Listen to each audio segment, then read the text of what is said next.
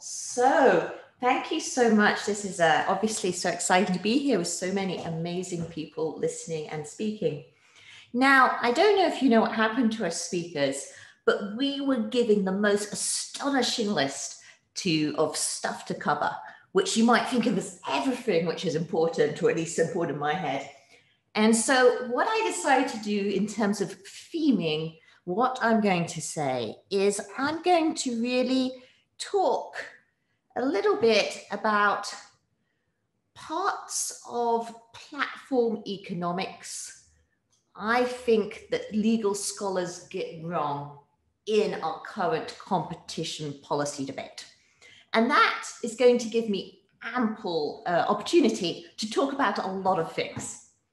Now, the first thing that happens whenever you go on some kind of panel where you're discussing antitrust in today's digital economy is that legal scholars just love the term network effects. And, you know, we understand why, right? Because ultimately the idea you can have something which is self-reinforcing in terms of reinforcing incumbency is problematic from a competition policy point of view.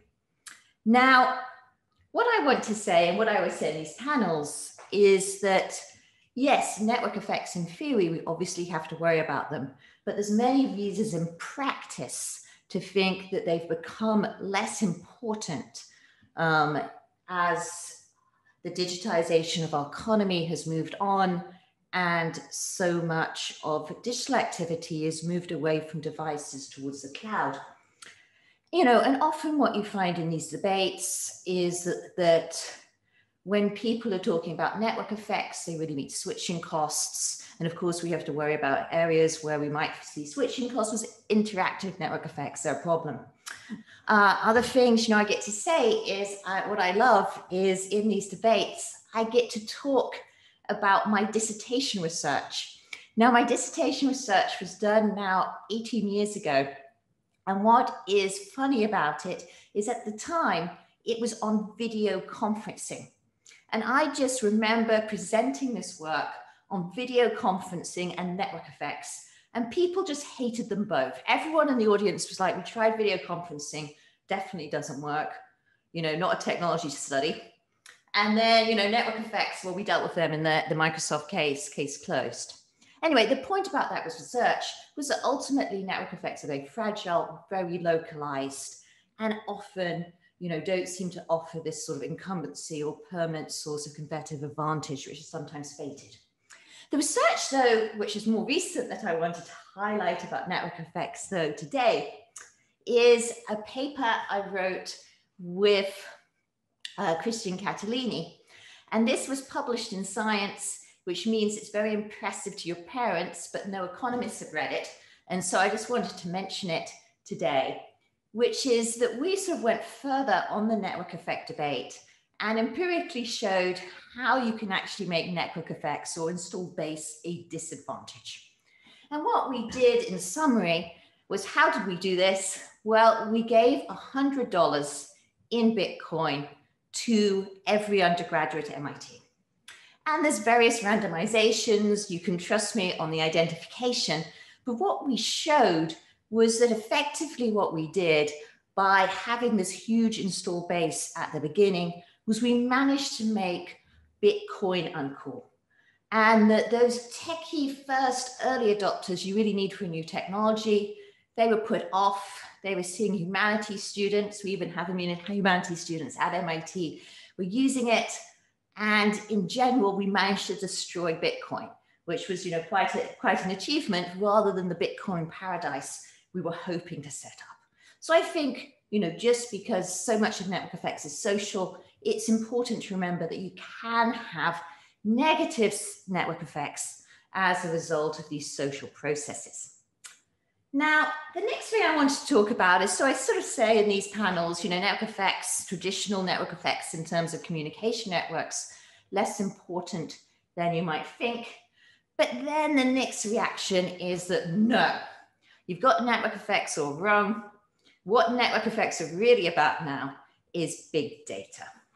And there are a variety of books written by legal scholars which focus on the idea that big data, new oil, new gold, whatever you like, is the nuclear weapon in terms of competition policy. So my response to that is always, well, we say big data is a thing, but let's actually look a little bit more in detail at the data industry and see what evidence we have of returns to scale in data. And for this, I often talk about my research on data brokers. Now, data brokers are a huge and important part of the digital economy, which allow advertisers to basically target ads to a certain set of eyeballs all across the internet. And what we did in this study was quite simple. We went to see, well, how accurate is their profiling, and does access to data seem to drive it? Now, the one result I love to highlight for this study is that one of the things we looked at was how good are they at predicting gender. Now, remember, they're predicting gender from internet browsing behavior. That's just a really hard classification task. Think about how you would do it. It's just hard. But what we show is that on average, they manage to get gender right 50% of the time. And in the Zoom world with no reaction, you can't tell how funny that is, but it really is quite funny. The other thing about the paper, though, is that we show that the biggest data brokers aren't doing any better than the smallest data brokers. We see absolutely no evidence of returns to scale, which is perhaps not a surprise, given that this is just a very hard classification task, but it's not the case that data makes it any easier. All right, the next thing I want to talk about is something which is close to my heart in competition policy, and again, I think which often goes wrong in competition policy debates. And that is the failure to recognize the inherent tension between our aims of privacy and privacy regulation and the aims of competition policy. And I think probably to economists on the call, it's not a surprise I'm saying this. Of course, digital data has a virtue of being ubiquitous with broad digital footprints. If we restrict the access to those footprints, yes, of course, it will affect competition. But I think there's generally a failure to respond to these tensions. And there have been some beautiful papers recently by, among others, Garrett Johnson on how GDPR seems to be affecting competition. I just want to alert you to a sector we don't often talk about in terms of digital platforms, which is the education sector, and the initial evidence there, which is that privacy regulation and restrictions, which are very understandably strong on children's learning, seem to be very much reinforcing incumbency of one or two players in that industry. Now, because I'm just about to end, don't worry, Steve, my job is to, I think, end on something a bit more provocative, especially as I'm the fourth speaker.